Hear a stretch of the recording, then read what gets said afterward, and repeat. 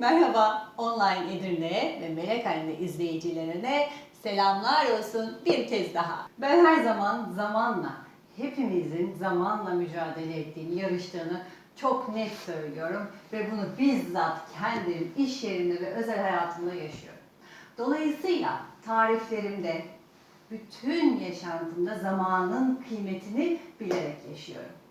Şimdi bugün vereceğim tarifte size zamanın kıymetini inanılmaz verebileceğim ve şu kadarcık küçücük bir zamanda harika bir pasta yapıp yiyenlerin ne kadar güzel, kim bilir ne kadar çok zaman harcadım bunu yapmak için diyeceği bir pasta yapacağız size. Bu harika, pratik lezzetimizin adı Oreo'lu pasta. Oreo, hani şu küçük kahverengi ama lezzet dolu bisküviler biliyorsunuz. Gerekli olan malzemeler çok kolay. Bir kere pudra şekerimiz var, her evde olduğu gibi. 170 gram ve 500 gram labne peynirimiz var. Labne peynirinin özelliklerinden biri de tuzsuz olması biliyorsunuz. Dolayısıyla biz burada tatlı yapacağımız için tuzsuz peyniri tercih ediyoruz. O yüzden labne peynirini kullanıyoruz. Krem şanti kullanıyoruz. Bir paket. Bu marketlerde satılan bir paketler var ya, onlar zaten 75 gramdır. Hiç tartmanıza bile gerek yok. Oreo'muz malum az önce dediğim gibi 250 gram Oreo'muz var. 170 gram tereyağımız var. Tereyağımızın da tuzsuz olması evet dikkat edilebilecek bir konu. Ancak bulamıyorsunuz da o kadar çatlak su kaçırmaz. Varsın azıcık da tuz olsun. Ve bitter çikolatamız 80 gram. Şimdi bunlarla beraber bunları malzeme yapacağız, krema yapacağız. Ve bu pasta altlarıyla vals ettireceğiz onları. Ve üst üste pasta tabanı diyoruz biz bunlara pastacılıkta. Yani sizler evlerinize kekleri ikiye bölmek, kekin katları diyebilirsiniz. Biz de bunlara pat deriz. Pat. Kısaca pat. Patımız kremamız. Patımız kremamız ve sonundaki görüntüye inanamayacaksınız. Şimdi başlıyoruz. Şimdi ilk olarak kremamızı oluşturmakla başlayacağız. Yani bu 170 gram pudra şekerimiz ve 500 gram labne peynirimizi çırpacağız. Nerede çırpacağız?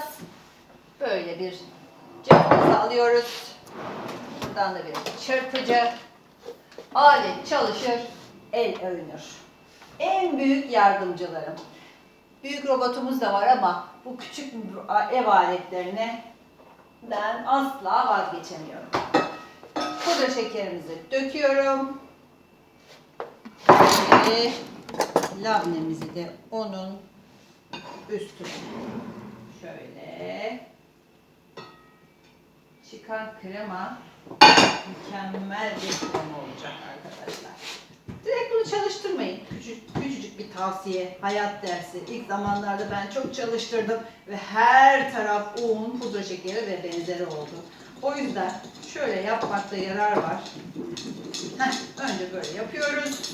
Ondan sonra başlıyoruz. Hani önce şey derler. Önce alçak gelir sonra kısa gelir.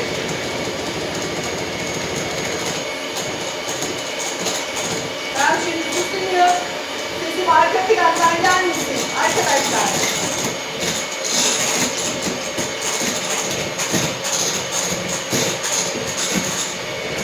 Yükseklerini alıyoruz.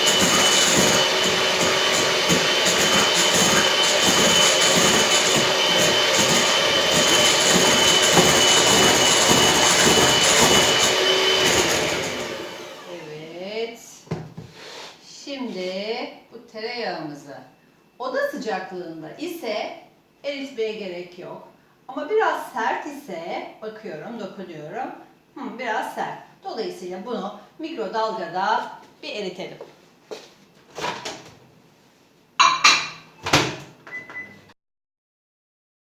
Sanıyorum erimiştir. Evet. Tereyağımız da eridi. Tereyağımızı kremamızla buluşturuyoruz. Ve yine şey yok. Bir derece sıçrayacak arkadaşlar. Bir de bu benim elimdeki de güçlü. O yüzden böyle.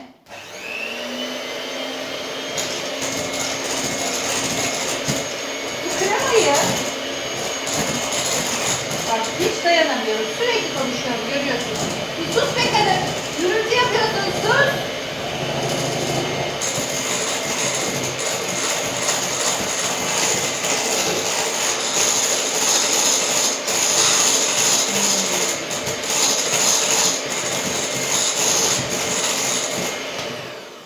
Tereyağımızı kremamızla iyice homojen bir karışım elde edinceye kadar yedirdik.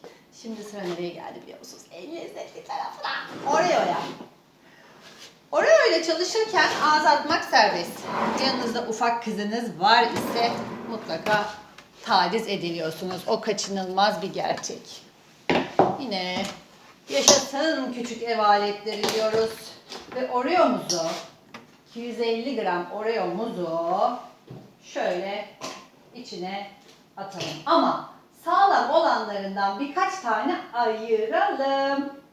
Çünkü sebebi az sonra. Bunları buraya koyalım. Ve bunları kıralım. Oreo'nun diğer bisküvilerden farkı daha lezzetli. Bu bir gerçek. Ama aman Sibel Hanım Oreo'yu nereden bulacağım diyebilirsiniz.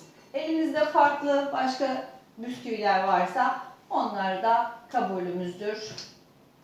Aynen. Hiç kendinizi üzmeyin. Oreo yoksa yok. Başka bir şeyle de yapabilirsiniz. Şimdi bunu da takalım. Biraz gürültü, yine susacağım. Susmayı sevmesem de susmak zorundayım.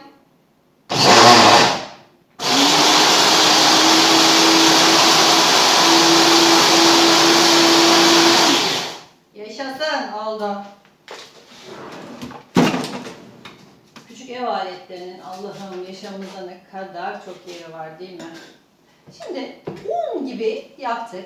Daha doğrusu ben her türlü böyle cevizinde, fındığında, her türlü bademin özellikle çok un gibi yapılması taraftarı değilim. Böyle ben kıtırlı şeyleri seviyorum.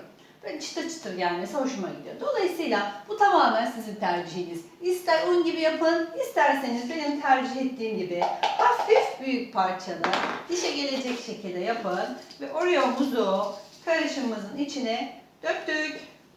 Ve bir güzel karıştırıyoruz. Bakın başlayalı kaç dakika oldu? Pastamızın yarısına geldik bile. Özellikle çalışan ev hanımları için inanılmaz lezzetli, görseli de biraz sonra şahit olacağınız gibi kuvvetli bir pasta bu. Ve bu kadar kısa zamanda.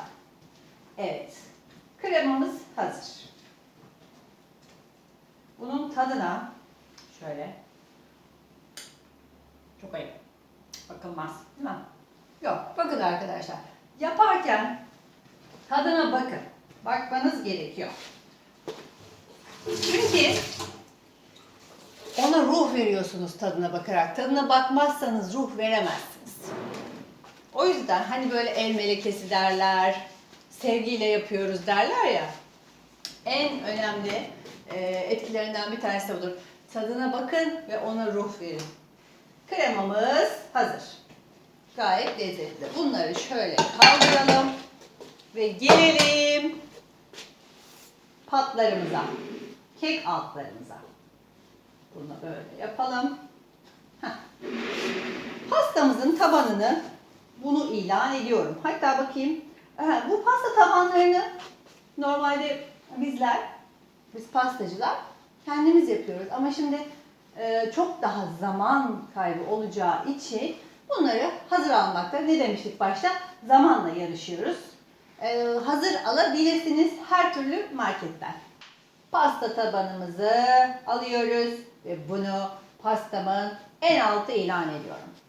Ve bunu ne yapmamız gerekiyor böyle? Yaş pasta hafif hafif ıslatmamız gerekiyor değil mi?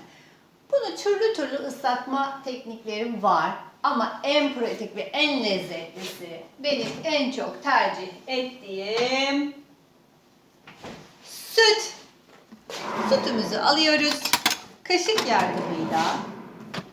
Şimdi pastacılıkta daha farklı teknikler var.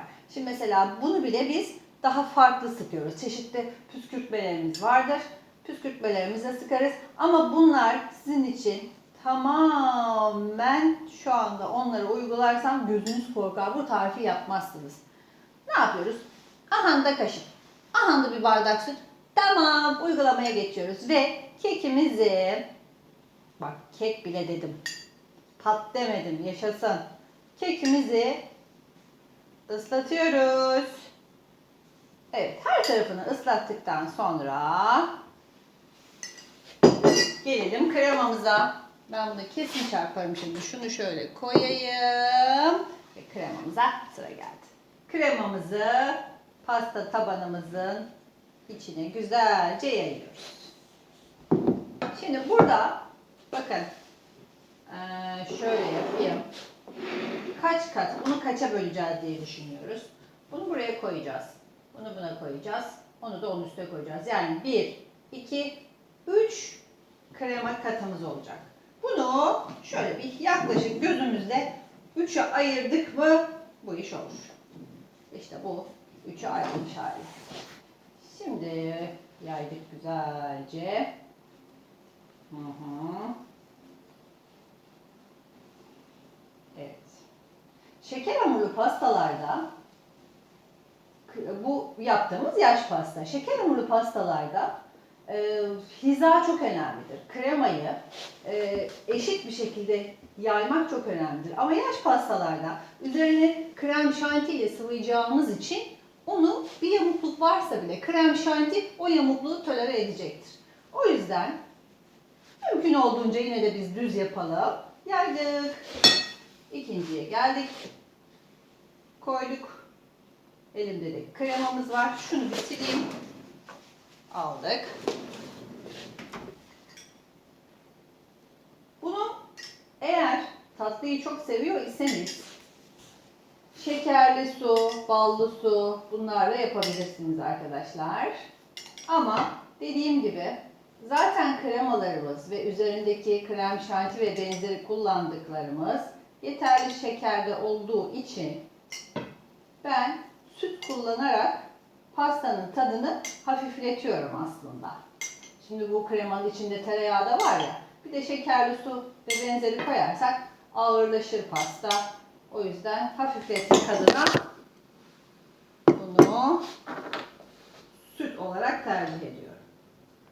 İkinciyi de koyuyoruz. Oh, nefis. Şu anda bile kokusu var biliyor musunuz? Oreo'nun kendine has kokusuna bayılıyorum. O labne peyniri zaten öyle. Evet. Yaydık. Görüyorsunuz dediğim gibi yavukluklar telafi edilir, tolere edilir. Ve üçüncü patımızı da koyuyoruz. Ve süt.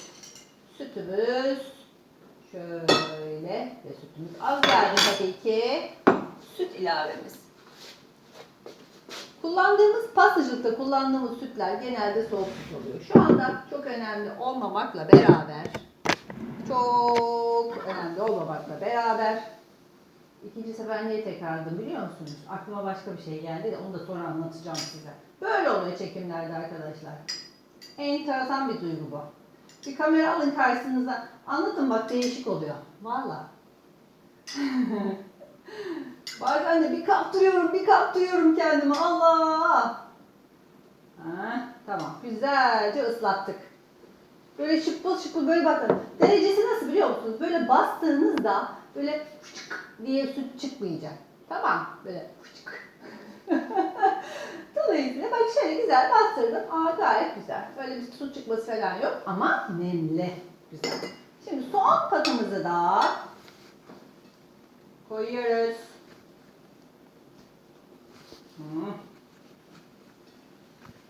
Cam sağlıktır. Mutfağınızda cam kullanmaya özen gösterir, tavsiyedir. Kesinlikle. Şu kaplar satılıyor pek çok yerde. O kadar pratik ki arkadaşlar. Ve hijyen, hem sağlık, plastikten de öte şiddetle tavsiye ediyorum ben. Bu spatulalar da harika. Marketlerden bulursanız alın. Çok güzel sıvıyor. Biliyor musunuz? Yani bunu kursiyerlerim, hocam ilk defa spatula kullanıyorum diyenler var. Şöyle şuradaki o ince kısım böyle bir güzel sıvıyor. Böyle hiç böyle tertemiz bırakıyor buraları. O yüzden bu spatulalar ne işe yarıyor diyenler olabilir. Spatulanın farkı bu. Aldığınız şeyi böyle tertemiz yapıyor. Böyle bak, bal döküyorlar. Evet. Şimdi bu işi bitti. Koyuyoruz. Ve son katımıza geliyoruz. Şunu da bakın, son katımızda elimizdeki pasta tabanının tersini çevirip koyun arkadaşlar. Çünkü şuradaki keskinlikle şuradaki keskinlik arasında fark vardır.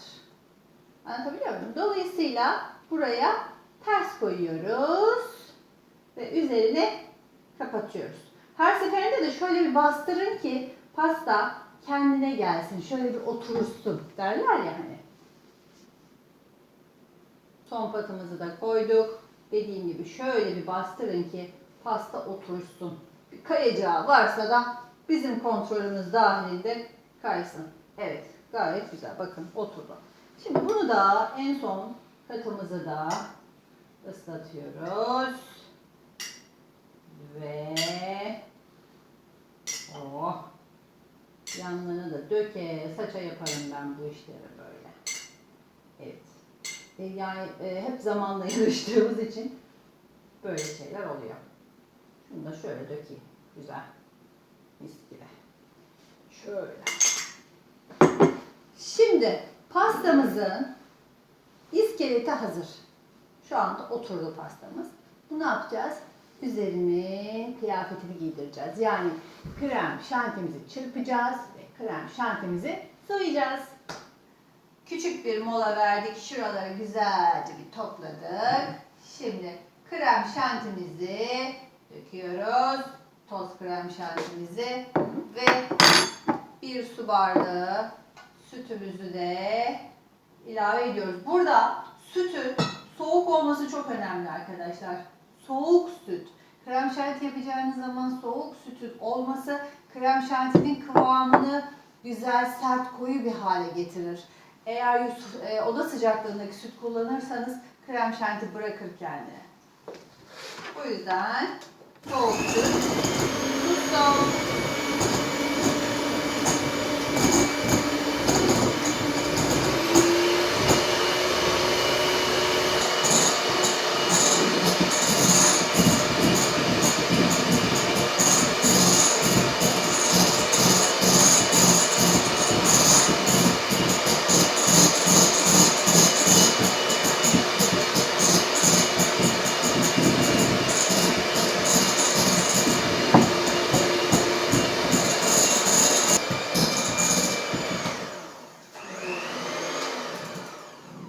Krem şantimiz oldu.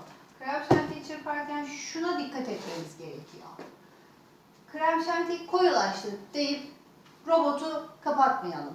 Krem şanti çırptıkça böyle kabarır ve bereketlenir. Yani krem şantimizin bereketlenmesi için krem şantiyi en az 5 dakika çırpmamız gerekiyor ki bereketlensin, en güzel, en istediğimiz kıvama ulaşsın. Şimdi krem şantimizi, şunu ben biraz çarparım, şunu arkaya koyayım. Krem şantimizi aldık. Kıvamı güzel oldu.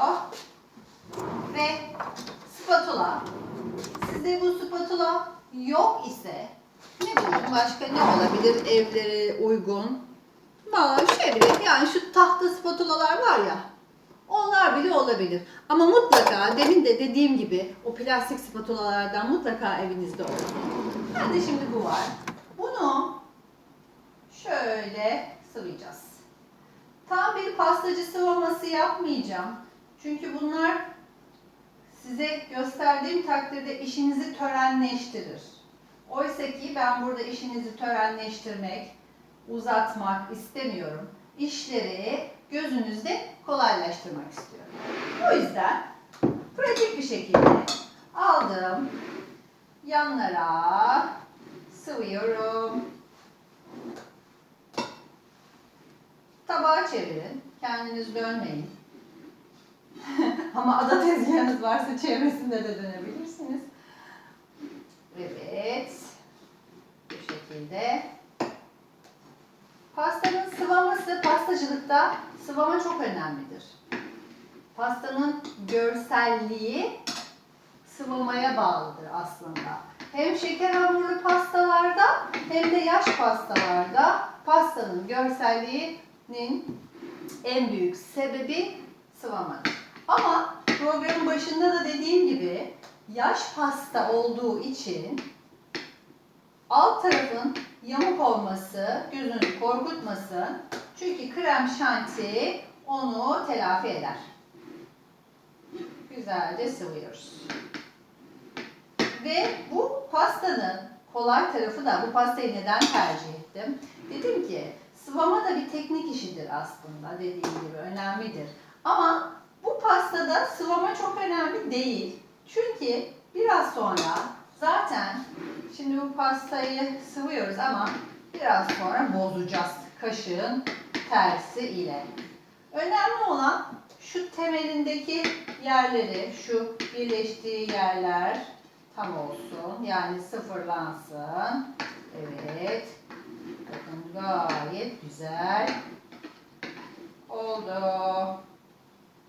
Evet. Sonra bakın şöyle. Mesela şurada bir kek yıkarıntısı var. Onu görmek istemeyeceğiz. Şu şekilde. Oraya da alın krem şanti. Böyle illa dümdüz olmasın. Hiç gerek yok. Sonra da aldık. Üst tarafı şöyle yapalım. Üst tarafı düzleşsin. Düzleşmiyorsa da canı sağ olsun be ya. Evet. Olduğu kadar deyin.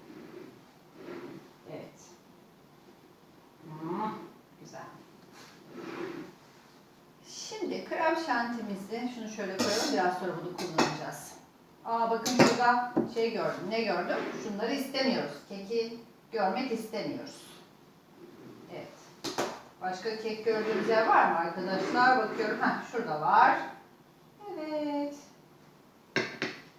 Evet, bu kadar. Şimdi şurayı da şöyle yaptık mı?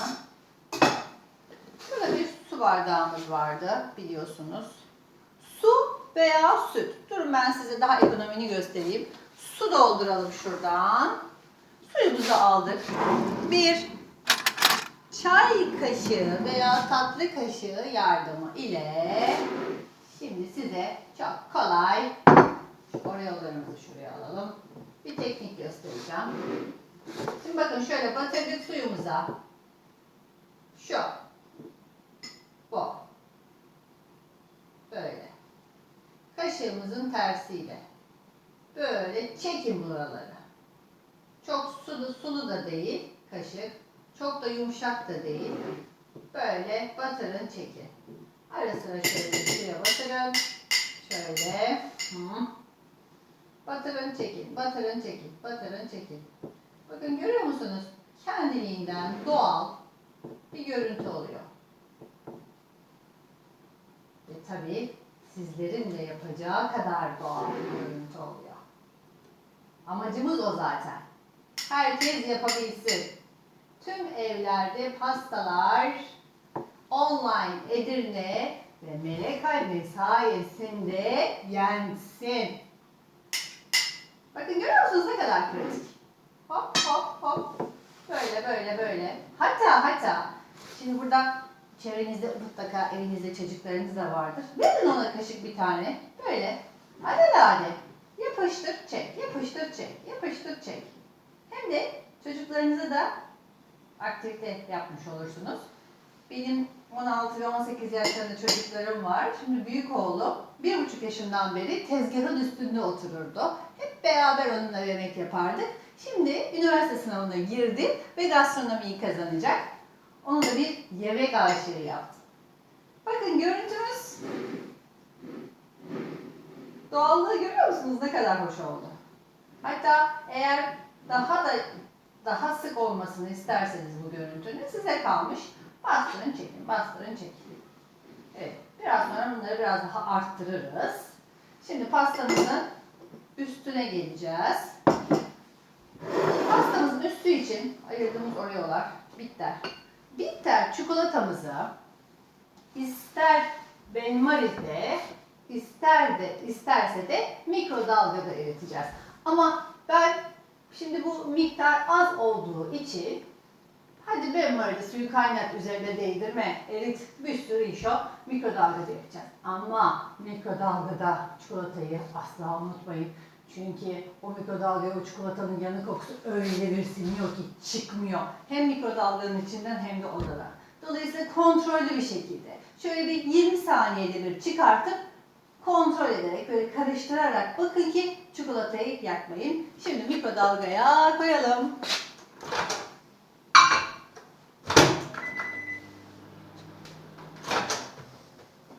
Çikolatamız bakalım ne durumda? Oo, harika. Şimdi çikolatamızı şöyle bir bardağa dökelim. Bakın çikolatamız eridi. Güzelce. Oh, mis. Bardağımızı döktük. Tamam. Bu da böyle. Şimdi bir buzdolabı poşetine ihtiyaç var. Biraz duraksadım çünkü neden? Elimde benim buzdolabı poşetim yok. Biz pastacıların kullandığı bu sıkma poşetleri var. Ama dediğim gibi sakın gözünüzde törenleştirmeyin. Çünkü bu aynen buzdolabı poşeti görevini de görür. Şimdi bunu ne yapalım bakın. Şöyle açalım. Buzdolabı poşetini açın. Poşete kremanızı koyun. Şöyle hışır hışır. Mikrofona çok hışırtı geldi mi arkadaşlar? Neyse. Şöyle. Bakın buzdolabı poşetinin içine kalan krem şantinizi koyun.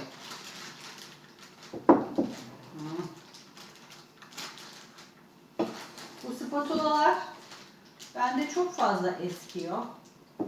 Takdir edersiniz ki ve bin şükür ki pasta sirkülasyonum fazla.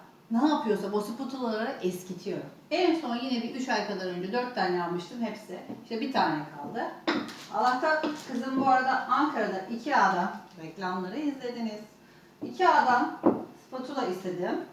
Çok memnunum IKEA'nın spatulalarından arkadaşlar. Çok güzel bir iş yapıyor. Tam istediğim gibi çok güzel söylüyor. Şimdi bunu aldık. Bu dediğim gibi bu bir buzdolabı poşeti düşünün. Ve bunun buzdolabı poşetinin şöyle birazcık ucunu kesin. Minnacık kestiniz. Geldik. Şimdi ne yapacağız biliyor musun? Bu çikolatayı bunun içine dökeceğiz. Döktüğümüzde akmasını isteyeceğiz ama yine de görseli olsun diye, daha şık olsun diye şimdi başlıyoruz. Buzdolabı poşetini bu şekilde sıkın arkadaşlar. Daha şık bir görüntü için normalde biz buna ben bu pastayı yaptığım zaman uç takarım. Ama şimdi sizler evlerinizde uç olmadığı için hiç gerek yok. Görüyorsunuz düz bir şekilde de uç takmadan da pastamız gayet sevimli, şık görselliğine kavuşuyor. Bu şekilde. Sıkma pek çok kursiyerin bu işlemi yaparken meditasyon yaptığını söyler. Böyle kendinden geçiyorlar bu sıkmalar sırasında. 1 saat, 1,5 saat kurslarımda sıkma çalıştırtıyorum. Ve bakıyorum kursun sonunda böyle izlerine mutlu, mesut, böyle sanki saatlerce meditasyon yapmışsın gibi. Şimdi ikinci sırayı da yapalım. krem şantimiz kalmış. Diyelim ki siz daha büyük sıkabilirsiniz, daha küçük sıkabilirsiniz. O sıktığınız oranlara göre elinizde krem şanti olur veya olmaz. O yüzden böyle ben ikinci sıraya geçtim. Hatta 3'e geçme gibi de bir niyetim var. Ben 3. sırayı sıkayım. Hop. 3. sıramızda sıktık. Şimdi az önce boşalttığımız, bardağa boşalttığımız çikolatamızı güzelce yayıyoruz. Hafif şöyle silkeleyelim.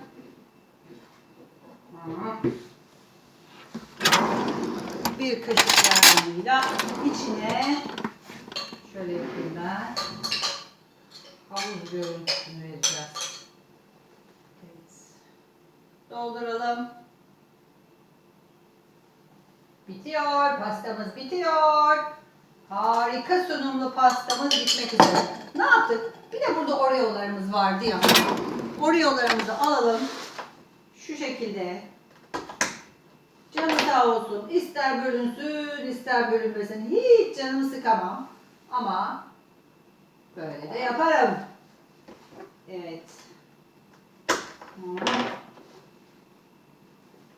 Kalan malzeme olsa çocuklarınıza verin diyeceğim ama öyle tam ucu ucuna gelen o şeyler, ölçüler veriyorum ki hiç kalan malzememiz olmuyor. Evet. Ve şahane. Görsele bakar mısınız? Ve son dokunuşlar arkadaşlar. Alalım ve ne yapıyoruz? Bakın, kalan çikolatamız var ya. Kalan çikolatamızı şekil A'daki gibi bak olaya bak çikolatanın cazibesine bak. Ve bunu görselliği maksimuma çıkıyor. Hatta şöyle hafiften bak bolluğa bak. Elim kolum gitti. Bu kadar kısa zamanda bu kadar görseli kuvvetli ve tadı da enfes olan bir pasta ancak bu kadar olur. İnanın sevdiklerinize, misafirlerinize ikramınızı yapın. Aman Tanrım harika olmuş diyecekler, tarif isteyecekler. Aramızda kalsın, sakın tarifi vermeyin. Anlaştık mı? Online Edirne ve Melek Anne izleyicileri, sizlere çok teşekkür ederim. Tarifi ısrarla söylüyorum. Kesinlikle yapın ve bizi takip etmeyi sakın unutmayın. Alkışlarınızı ve yorumlarınızı bekliyoruz. Teşekkür ederim. Kalın sağlıcakla.